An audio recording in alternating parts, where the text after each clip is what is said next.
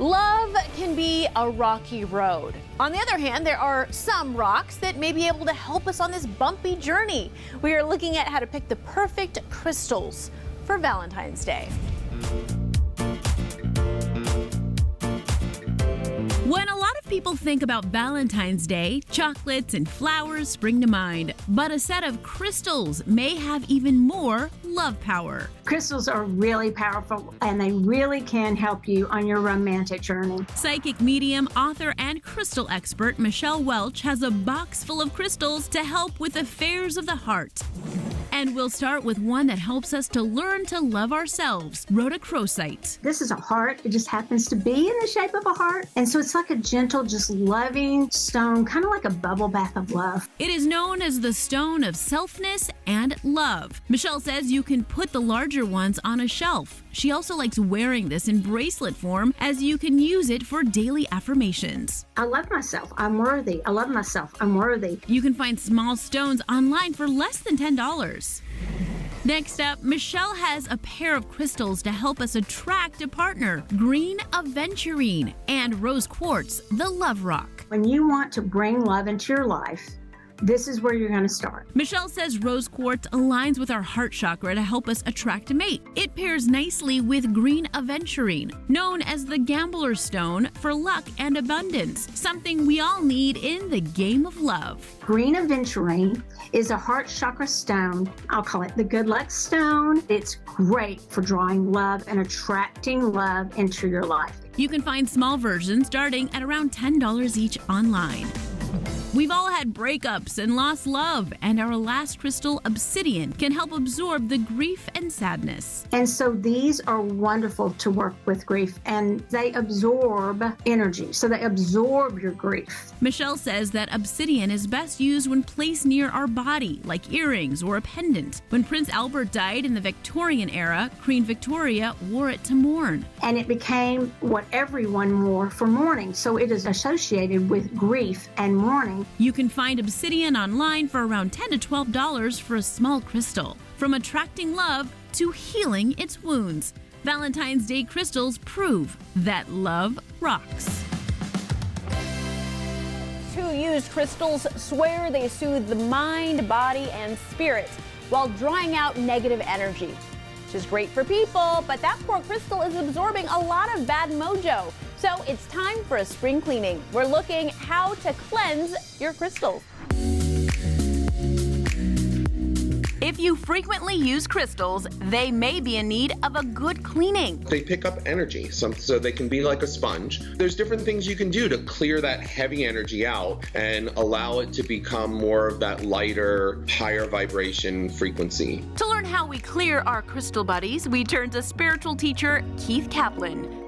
The first is with salt water. When I first started doing this, the first big thing with clearing crystals was using salt water. So you use like sea salt, and I like to use an earthen vessel. I try not to use metal because the salt can sometimes react with the metal. Place your crystals in the bowl and let them soak for however long you'd like, but be careful. Some minerals are soluble in water, which means they'll dissolve in water. He suggests Googling your crystal before you soak it. But that doesn't mean you still can't use salt water. You just rinse them really quickly.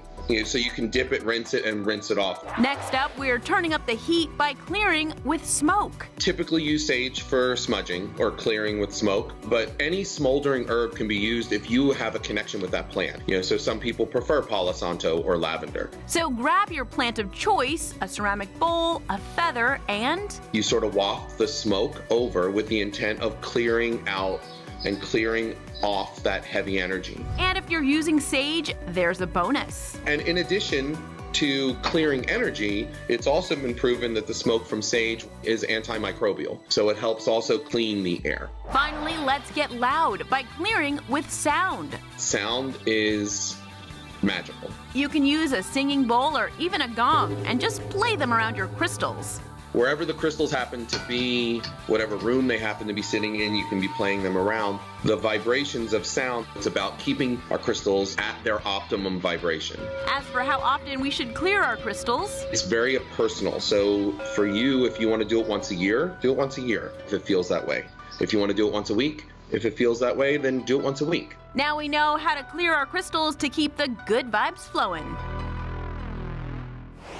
crystals aren't just beautiful and sparkly, they have a reputation for magical properties that can help generate positive energy, relieve stress, balance emotions, and more.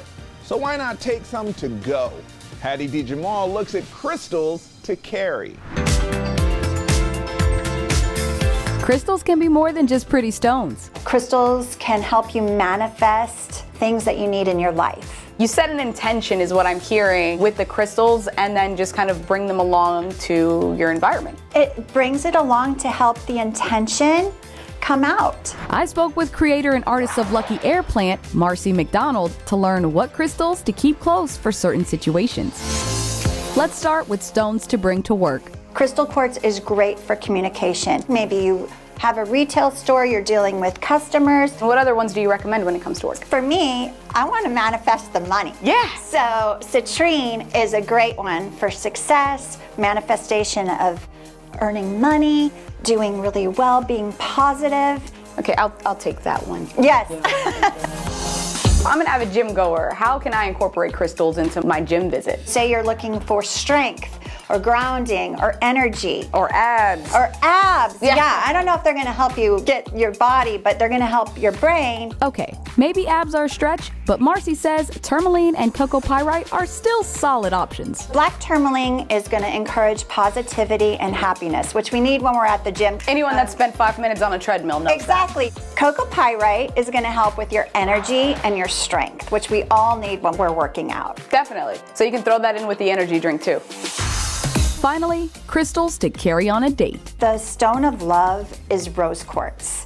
And rose quartz is all about self-love, romantic love, family love. You can't lose with rose quartz. It's such a sweet, beautiful, simple stone. Another option is fluorite. It's going to help you on the side of promoting love, like looking for new love and helping you get the love that you want. On your date, to get the jitters out, rubbing the crystals a little bit and kind of thinking about what you want. And if that guy or gal is the right one for you, And if all else fails, pick what you're drawn to, and most likely that particular stone is going to be the one that you're needing to manifest what you're looking for. we're crushing life with crystals.